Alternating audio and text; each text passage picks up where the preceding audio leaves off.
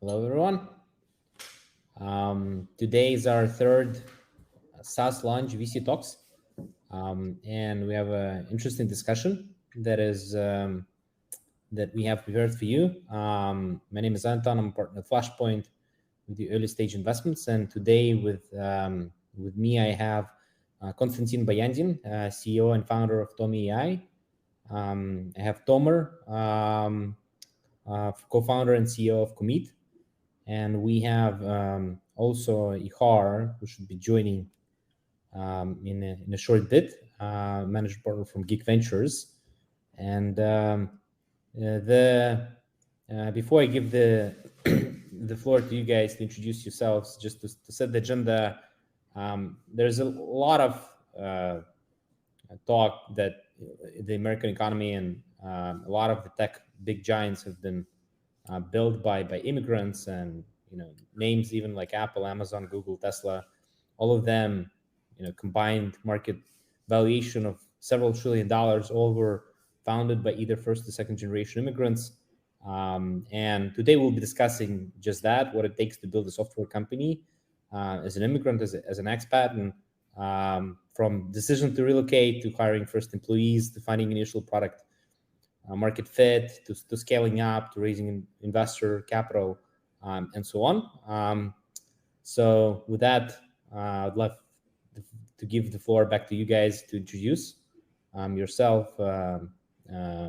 Omer, please do, and tell the guys what you've built, and then Kostya, and then Ihar. Thank you, Anton, for sure. So my name is Omer Tajer. I'm the co-founder and CEO at Commit. Commit is an end-to-end applicant tracking system that helps companies at various stages, from as small as like a seed round all the way to IPO and post, manage their hiring processes. From the moment that you have a need in a job, through promoting the job online, through the interviewing sequence until you have a decision to make. Started the company about 8 years ago in Israel. We're working on a very small team. Got accepted to this incubation program that is called Upwest Labs, if you know him, in Palo Alto. I think that was an amazing experience for us, being introduced into the U.S. market. Decision makers, potential buyers, investors. We got a lot of feedback from the market. We actually pivoted a couple of times, so it was a very interesting period. Obviously, it was all about like making a decision whether to build the company in Israel or in the States, and even in the States, where in the States, West Coast, East Coast. I can definitely talk about that more. What made us actually open the office in New York. Today we are about 70 people. We have about 750 customers, growing nicely and supporting the growth of those companies very proudly. Thank you, Omer. Kostya, please introduce yourself as well. Hi everyone, I'm Konstantin, founder and CEO of Tommy AI. And Tommy AI is a predictive marketing platform for marketers and online growth specialists in businesses with long sales cycles, like banks, insurance companies, or expensive B2B SaaS. And the problem we are solving is that in these businesses, the business outcomes, the transactions are coming with a delay from the online interaction of the users, which can happen to be weeks or sometimes even months. And the transactions are happening in CRM, in offline, and the conversion rate from the website visit to and the conversion is very, very low, like much lower than 1%. And because of that, these marketers cannot optimize their marketing and online sales efforts towards this end goal. And the solution that we provide is real-time scoring of every website visitor to calculate their propensity to buy in the future, and to work with this predictive scores rather than the actual postponed conversions or mid-funnel, upper funnel events like collected raw lead on the website. So we are about 3 years old. We are 20 people, seed stage, having a couple dozen customers and growing. And my founding story is that I've been in the United States for a while. I studied here at Stanford, and I founded the company already living in the United States for a while in New York. And about 2.5 years ago, I moved back to the Silicon Valley, and now live in Palo Alto, and like localizing to a certain extent. Great. Yeah, as Zihar is trying to join, some technical difficulties. Wanted to maybe take you back to 3 or 7, 8 years ago, and you both guys coming from Europe. What led you to decision to relocate to the US? Obviously, there are a number of big European markets. UK, DACH region, also is a big one. It's closer in general, but you decided to kind of scale and relocate to the US to launch your companies or scale there. Just curious on what were you looking in the market. I can start. So for us, it was always clear that we want to build a solution that would take over the world, right? And the idea is that the US is the holy grail. You can first succeed in the US, and then it's going to be a little bit more easier for you to open new markets than the vice versa aspect. I can say that it went according to plan. We eventually actually were very successful in Israel, but we're still penetrating the US, and it's always a little bit more difficult than you have the initial goal planned as. But it's all about as I see it, at least for new founders or companies to just start. It's all about trying to understand the target audience, where the market has the largest opportunity for you, and then making sure that your competition, you understand like the landscape in the market, the ecosystem, where you find like the opportunities to penetrate, how do you build a go-to-market plan, and eventually how you imagine your company growing, right? Where you want to grow. You want to sit in London, you want to sit in Paris, or you want to sit in Tel Aviv, or you want to sit in New York or in Silicon Valley, and this obviously also part of the target audience and who you want to sell to, because you need to be closer to your customers in order to get a lot of feedback. You need to be closest to where you can find the best talent, and you need to be close to investors. Understood. This is the things that made me decide that I want to actually open the new office, the first office in New York. Yeah, I see. Hi, Ihar joined. Just I'll give you the word just to finish off the question with Kostya. And so for you, Kostya, like you mentioned that you launched the company, first in New York. What led you to, launch it there after your journey in Europe? Why there, not like other, tech hub? There are a number already, even in 2019, 2020 tech hubs in the world. So curious why New York? Yeah, first of all, immigration for me was a personal decision. So I had been, I had a stellar career back in Russia several years ago, but I understood already then that the country is moving to some weird direction, and decided to immigrate with my family. We moved to New York. I got an interesting senior management position in Compass, a real estate brokerage in New York. But I quickly understood that I have a passion to lead teams, to create new things, and also I spotted this really interesting idea on a big market, which was a really novel one and fresh for the industry, and I couldn't resist to start my own company. And I started in New York because I was living in New York at the time. It was right before COVID hit, and it was a funny time of building a startup, not from a garage in Palo Alto, but from a closet in a New York apartment. Understood. Ihar, can you speak has that fixed the microphone? Can you unmute yourself? Something is wrong still with the mic. Well, shall we move on while we try to fix the technical difficulties? There's always some technical difficulties with online events, I guess. Okay, maybe now. Now it's good. Hi, Wonderful. hi everyone. Yeah. Yes, Zahar, why don't you please introduce yourself? Yes. We briefly started a few minutes ago, but Oh, sure.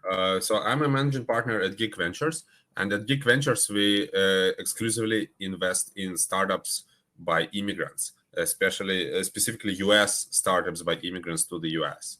I myself came to the US 10 years ago as a software engineer originally for Google, and as an investor, originally angel investor, and now a venture capitalist, I see that immigrants and expats are really the greatest founders that I could have found. And a lot of them, so 5 to be exact, founders that I invested in went all the way from seed to unicorn. And several dozen are right now on their journey to become new unicorns. Yeah, so glad to participate in this discussion and hopefully help other immigrant founders to build their businesses in the US. so I'm coming out of that, curious on what do you like at early stages? Obviously, there's very early traction or almost no traction. So, what are the traits that that you see in the early stage companies or companies that are trying to raise their first seed check, pre-seed check, that are succeeding in taking that journey from nothing to 1 or to 10 and above? So one important thing that I see at early stage, you can always discern whether founder has a market fit, right? Whether founder is building a company in the area that they know like the back of their hand, inside and out, the area where they had at least 5 or better 10 years of experience in their previous jobs or previous startups. And that's a much higher chance of success. Another thing is whether these people, especially immigrant founders, are able to hire a team in a very low burn way, right? So basically finding a highly resourceful ways to hire people that are either working for low salary and stock or without stock or another way. And this is also some typical advantage that immigrant founders have versus US founders, where US founders are typically constrained by US labor market, which has much higher salaries. Understood. So coming back to you guys in terms of founders, so you expanded to a new country, you moved there, and with many of our companies, we see that new country is almost like building a new company. So to achieve that initial product market fit in the new country, you must have good go-to-market strategy to land those first dozen customers that gets the roll bowling. So what strategies has worked for you? I don't know, Omer, if you can start. That landed you those 10 first US customers that got you the comfort that yes, after the initial success in Israel, we can scale up US market and penetrate it further. Yeah, definitely. So excuse me. So when we started, we already had a bunch of customers coming from the Israeli market, but many of them were global companies, right? So we were interviewing a lot of them.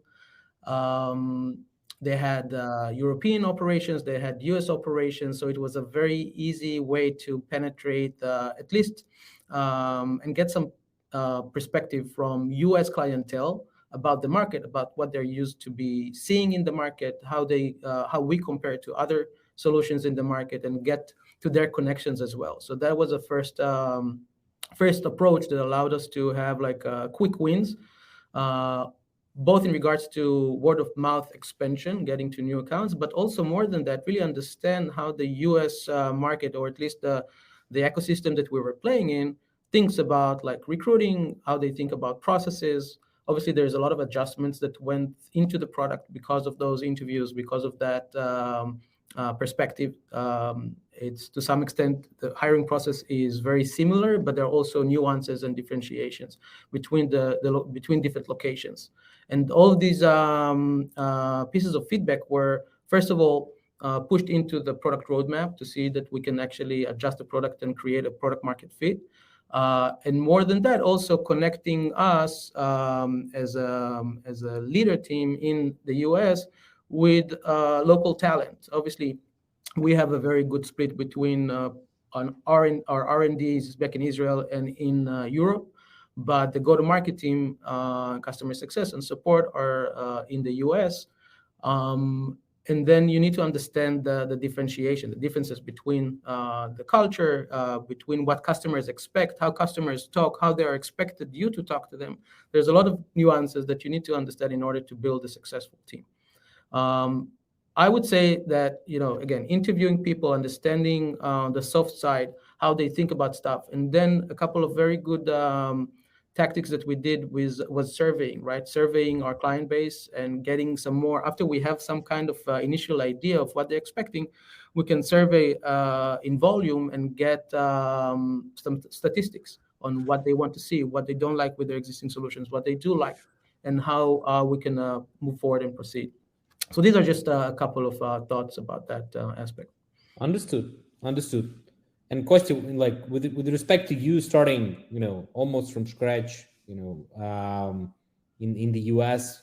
So how does that, compare with your operational experience in Europe versus the US, and in getting that initial batch of customers? And obviously you went to school in the US, so I imagine that helped. But can you elaborate on your early success So in getting those customers? First of all, we started global from the first, from the first day, and we've been getting customers from US, Europe, Latin America, and Asia.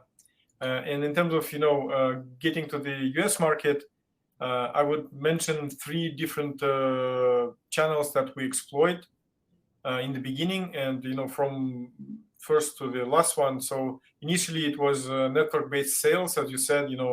My previous working experience in the United States, studying here, getting some network from my previous universities, from people who moved to United States. So that helped to get the first customers, the early adopters who are passionate about the idea of the product, and they also do business in the US, or they also sell to the US market.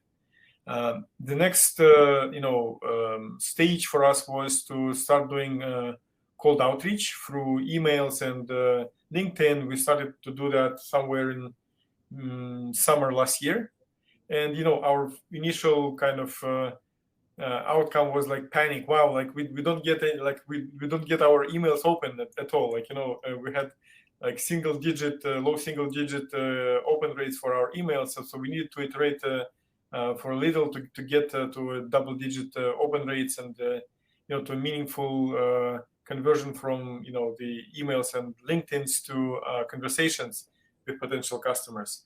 And we saw that the US market is the most saturated with marketing technology services, so that the conversion from the cold outreach to a sale in US was 3-4 times lower than across the world outside.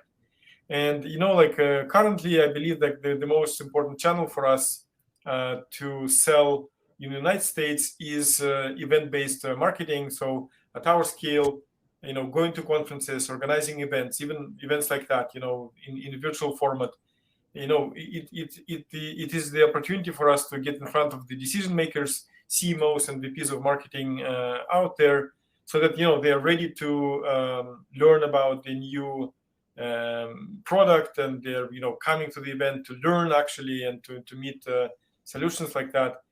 That's how US market works in enterprise software sales, enterprise SaaS sales, especially in marketing technology. And also I would add one more thing, that we've been lucky to get into 2 accelerator programs. The first one is StartX, an accelerator from Stanford for Stanford alumni, students and professors. So both founders are related to Stanford, so we got in. It was great to expand our network as well, both as investors and the potential customers. And quite recently, we got into Plug and Play here in Palo Alto, and Plug and Play is an awesome program for startups like us. They specifically have a mandate to connect corporate partners who are looking for new innovative solutions from startups, and the Plug and Play program makes this matchmaking between this within them, corporate partners and startups like us. So for us, having this direct contact in many cases offline on events organized by conferences or by Plug and Play, for example, helps to get the first customers and to convert them into relationships with a customer later. Understood. So coming back to you, Har, many times, founders obviously want to, check from the investor and, never to bother them again, but where do you think, early stage investors are most value added to founders that are, just starting to, scale up or, just move to the US? Where do you think that, investor can be most helpful? So there are several angles there. First of all, of course, just advice and mentorship and sharing, what worked, what didn't work for the other companies. So that helps. Another thing that helps a lot is connecting the founder to CEOs of companies that did similar journey but are few years ahead. So the founder can absorb the experience of people for whom there was already some success. And then fundraising, of course, so connecting to not only fundraising in terms of money, but also in terms of finding the right angel investors and the right advisors. So VC can help with finding to put the right people on cap table who will advise the company. And an investor can help getting in the door for pilots and so on. So where especially for sales to bigger organizations, right? So it's sometimes the small startup cannot convince a bigger company to even try their product, while if investor has a relationship with that company, then they can convince them to try it out. So yeah, these are the most obvious. And hiring, almost forgot. The hiring is also very important. So especially for immigrant founders, it's often really helpful after they did the first several sales or first dozen sales themselves, which I think is a critical thing. Then they would want to hire salespeople in the US. And that's another thing where VC can help with connecting to the right recruiters or even the right candidates, with discussing the job description and what exactly to look for, and so on. That's actually like a good segue into my next question to you guys in terms of cultural differences in Western Hemisphere versus the Eastern, Europe, Israel, and what are the potential pitfalls to avoid? Because a lot of the feedback that I personally get from people hiring in the US, everybody's a great seller of themselves, and then only to disappoint later on. So what it has been your experience, and how do you avoid that, and maybe like some other things that that you've seen throughout the journey of hiring people in the US? Go ahead. Can I start? Yeah. So it's my favorite question about cultural differences, starting from our classes in Stanford MBA. So I believe there are cultural differences between countries, and I like one of the couple dimensions specifically because I see a large difference from Russian heritage people and the US and other countries. It's called two dimensions of assertiveness and emotional expressiveness. So Russians are quite high on that scale. So we are okay to get confrontational in the conversation, and also we are emotional enough to get to increase the degree of conversation, to increase the temperature of the conversation. And what is interesting for this room, that Israel is even higher on both dimensions. So I even heard from Americans, you Russians, you're really hard to work with. Only only Israeli, are more direct and more like assertive in their conversation with you. So, and then you do business in United States, you definitely have to account for that US is somewhere in the middle on that both scales, and you need to pace yourself, be less expressive in your emotions and to be more back off and try to involve people into a conversation, and especially like employees, like in US, you need to make sure they're contributing and not like top down kind of approach which is common in some European countries and in Israel. And for me personally, I had really good exposure to the global kind of pool of culture by working at BCG, Boston Consulting Group, a long time ago, studying at Stanford for a while, then working at Compass, which is a very diverse team.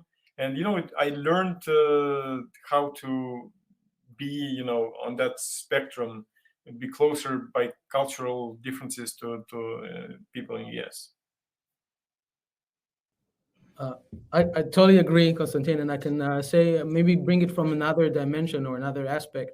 So definitely the culture is different, and you need to immerse yourself with the local culture and learn the differences, right?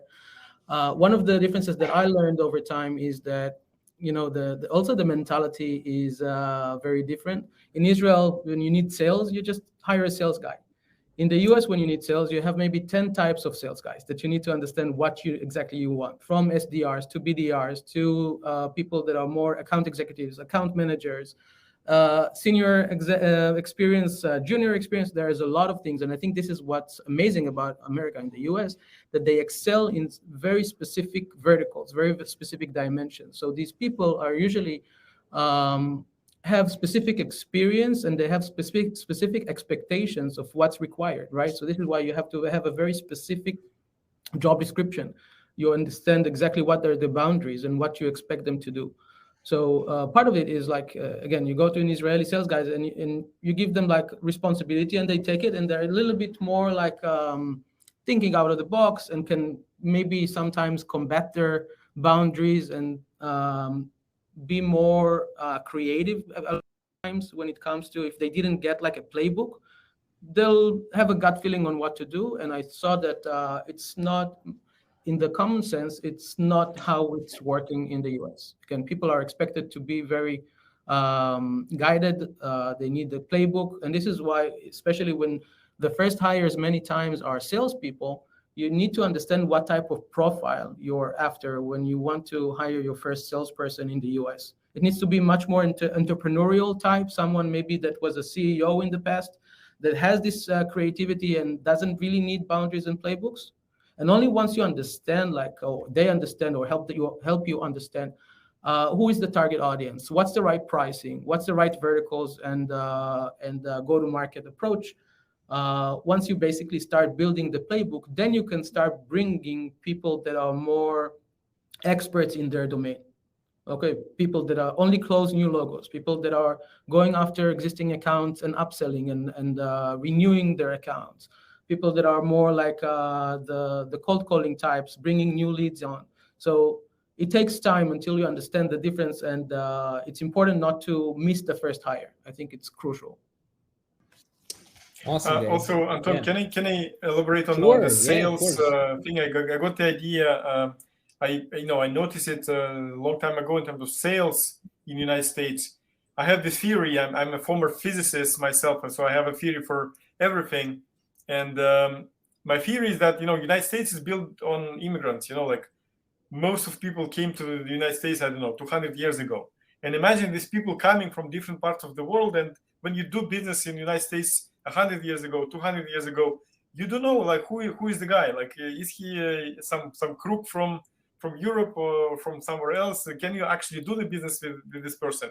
That's why it's so important historically in the United States to work with people someone introduced to you. Like if someone you trust tells you that, hey, you can do business with that other guy, you can trust him, you trust. So that's why it's so much reliant on the network of your salesperson and the sales, this contact list of your salesperson, because your new hire probably has the history of selling into some kind of vertical, some kind of industry, and they can do it quicker for you. And it's really important in the United States for having warm interest and being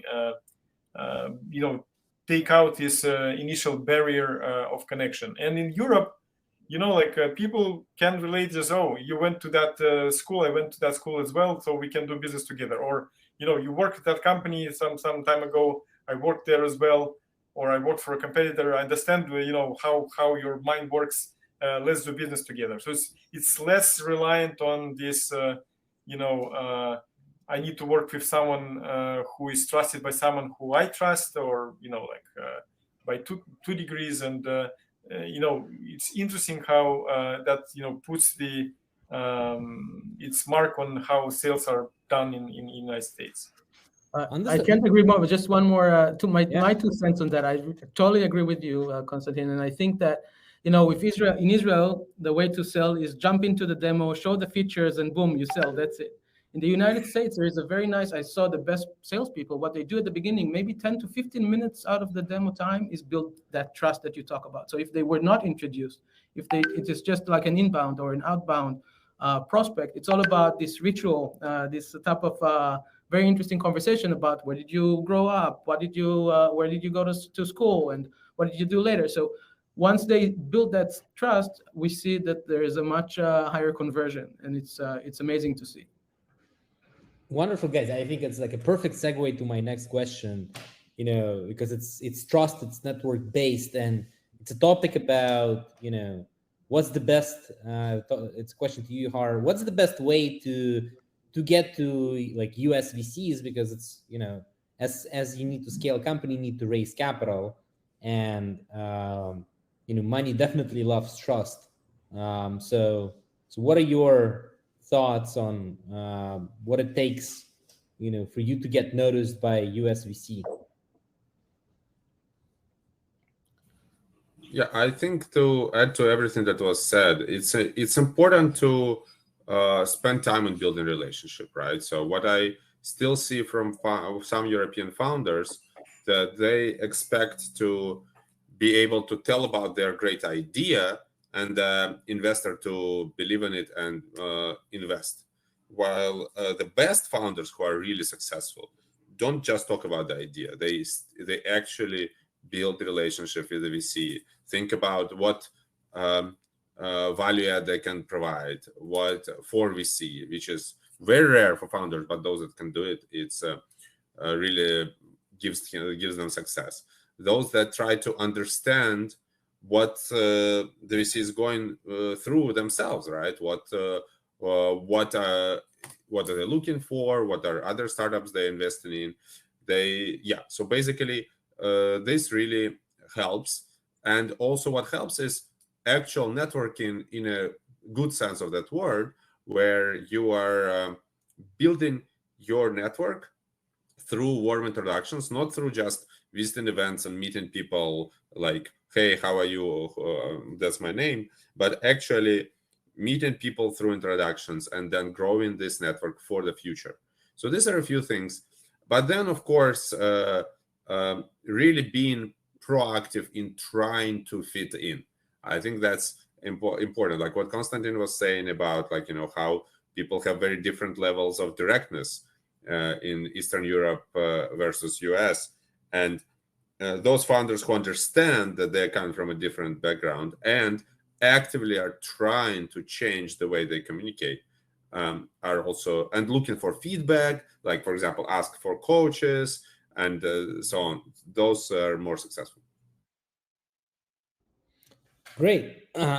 So, as you guys have moved abroad, and a lot of the times, the thesis of Flashpoint, why we invest in emerging European and Israeli founders scaling to the West is basically due to the cost arbitrage that there is in the development team, and to build a big and successful software company or technology company, you must invest into product and R&D a lot. And so, with Israel companies obviously being not on the cheap side, but even them outsource a lot of development to Eastern and Central Europe, to Bulgaria, Romania, Ukraine, and other countries. But what does it take to manage? Obviously, you guys have co-founders, but in terms of managing team from abroad, because I would imagine that the chunk of the team is still in European time zone, and separation from the herd, does it create like internal dynamics that change, and how does that impact internal communication? Does anything need to be changed as you go and conquer the Western Hemisphere? So curious on your thoughts there. Can I start first again? So it's really great question, and I had a really great learning and aha moment from another founder from the StartX program here in Palo Alto. And my company, I started it right before COVID, and it was remote first, from the very beginning. And I was struggling to understand what should I do in terms of culture for my team to manage this, fully remote team. At some points, we had team members in 9 different countries, across different time zones. And I got this, advice from him to focus on this framework of autonomy, mastery, and purpose.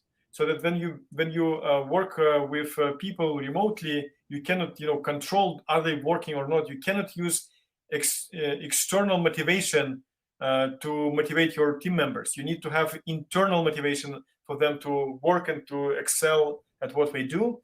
And in order to succeed in that, you need to give them autonomy, like give them power to decide, give them ability to do mistakes sometimes. Try to define what kind of mistakes are okay, like reversible mistakes, and what kind of mistakes must be avoided with collective decision making. Second is mastery, like invest into your team and help them grow, help them develop, and that will motivate them from inside, not just money they earn every month, but by growing with the company, they will be more motivated to work, and see their team members on Zoom, from time to time. And the last part, purpose is really important. You need to have a team who, are really excited about what you built, from the same industry, who understand the pain they are solving, and they will work not just again for money, but for a bigger purpose, to solve some big problem. And since I adopted that kind of, just in my internal state, what I want to do in terms of culture in our company, I got a peace of mind of where we need to come as a team, and as a Tommy culture kind of approach. Good insight. Omer, what about you? What changed for you guys?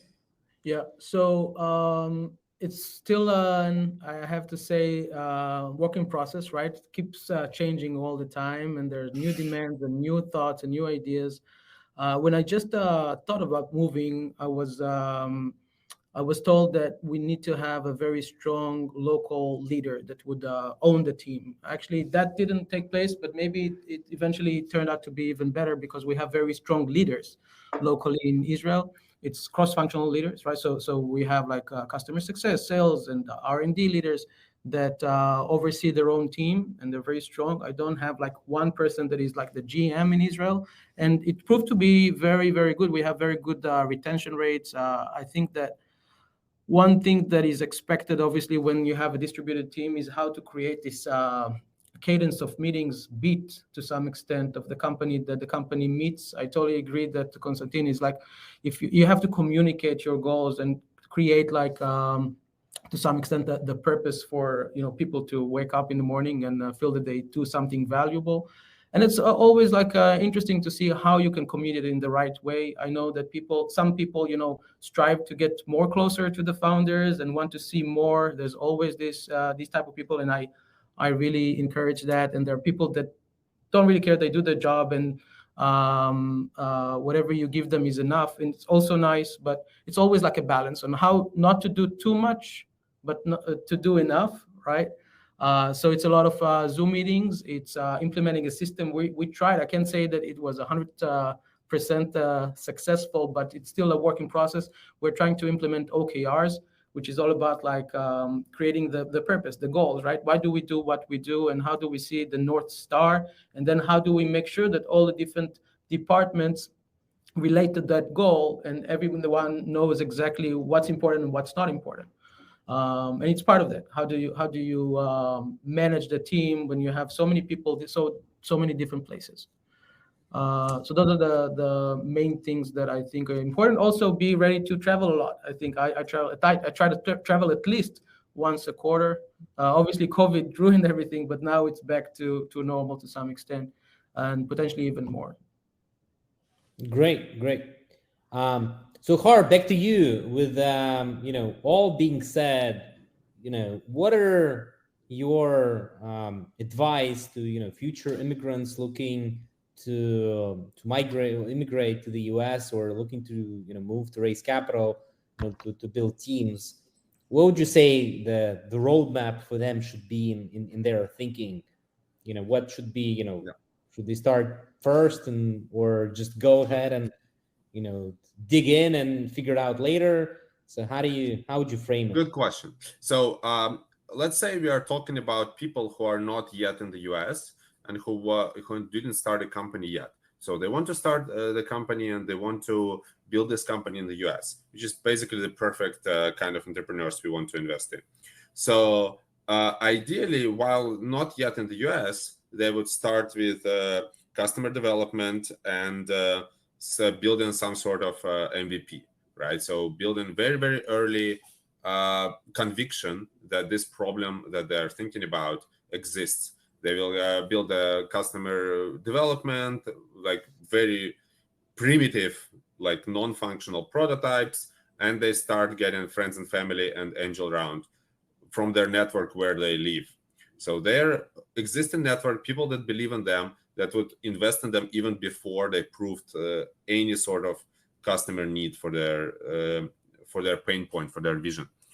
And then after getting initial angel or friends and family around, what I would recommend is to figure out a way to actually move to the US as soon as possible, for example, or not even move formally, but like visit on a B1, B2 visa for several months, and figure out a way to live in some low cost location, but with access to network, like for example, in suburbs of New York or suburbs of SF, where hopefully you can find a place where you can both have low burn and be able to commute to actually meet people and build your own new network in a new place. At the same time, if you have money, keep hiring people or finding co-founders back in your original country, because once again, it's cheaper, lower for your burn, and hopefully you have people that you know well already, and that's really critical for your team. So to summarize, get friends and family and angel round from where you live, move as soon as possible, but on low cost, start building network in a new place, and get through this network some investments. Yes, and I completely agree with that. I think for those that haven't really started, I think one of the things we noticed is that if you are building a company in local market and you open up a company in the local market, that tends to create a center of gravity towards that local market. Like if you even like create, an LTD in your home market, your mentality in terms of, what's the key priority is your home market. As you want to, if your goal is to build a big business, I think the advice that I would give, and I know that I think you are also have kind of the same criterias in figuring out where the founders are, is even to look where the company was registered. Even that simple decision, choosing like a company like Israeli company or DAC or UK company or US company, Delaware LLC, it's like you can create it for like a couple of $100 using services today. It's not that complicated. It takes like 10 minutes to create the company in the US. literally a couple of $100. So that one decision can actually gravitate you significantly towards a much better outcome, because it creates a center of gravity where's your final destination is. And I think that probably what I wanted to add. And back to you guys, like as we are like on the fundraising and topic. So what is the pitching, experience for you guys has been? You obviously have pitched to the global audiences, so curious on what is it? Is it different in pitching to US, European, Israeli investors? Are there, or is it like all about the same, the Tom, telling the story about yourself? Curious on your experience in that area. I can take that. I didn't see a lot of differences. I have to be honest. Like, it's mostly the same pitch, and they actually have the same questions. Even when I pitched, it's been a while now, but when I pitched to Israeli VCs, at least I'm not talking about like pre-seed or seed, let's say Series A and above. They want to see traction in the US. They don't care about traction in Israel, right? So this is why it's really important for the people here that are thinking about opening a business or just in the beginning.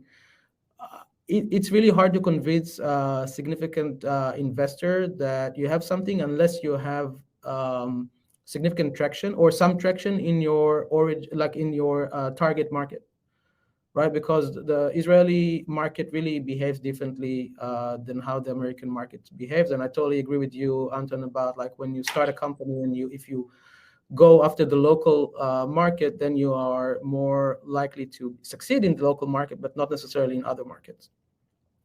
So eventually, I think everybody wants to see traction in the US, especially if US is the target market. And it's to some extent the best conversations that I had in both type of VCs. I don't know, Konstantin, what's your? Yeah, I completely agree with what Omer says. I don't see that much of the difference in conversations.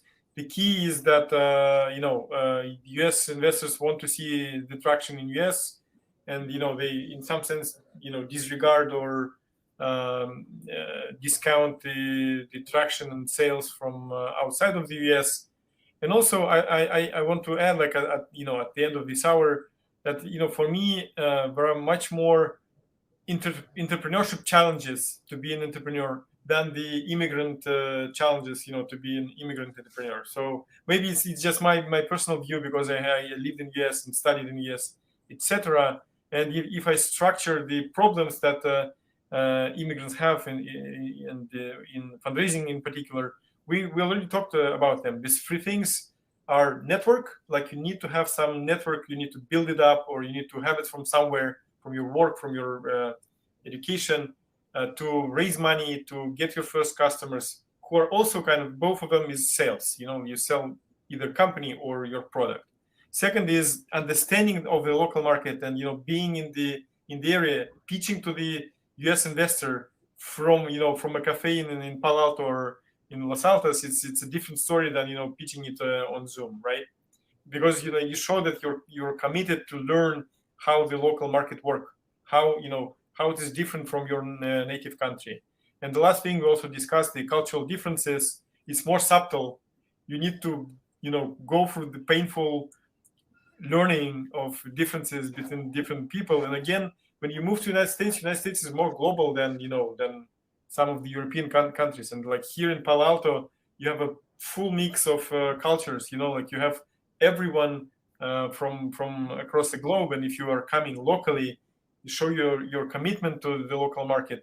You learn that culture, by living here, and investors feel that they it's maybe it's not conscious. It's more like unconscious things, but they trust more people who behave in a way that that's common for, I don't know, like Silicon Valley or New York or Los Angeles area, like these big metropolitan areas.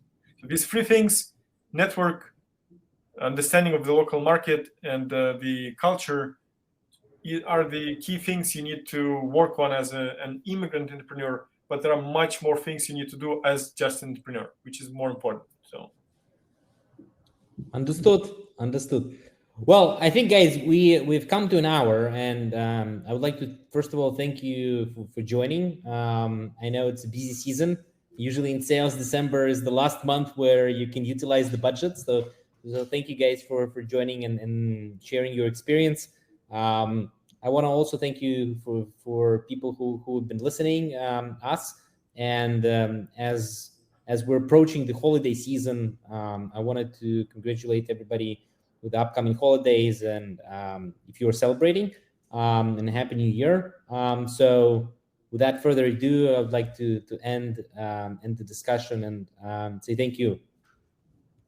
Thank you, everybody. Thank you. Bye-bye. Thank you very much. Thank you. Great. Bye, guys.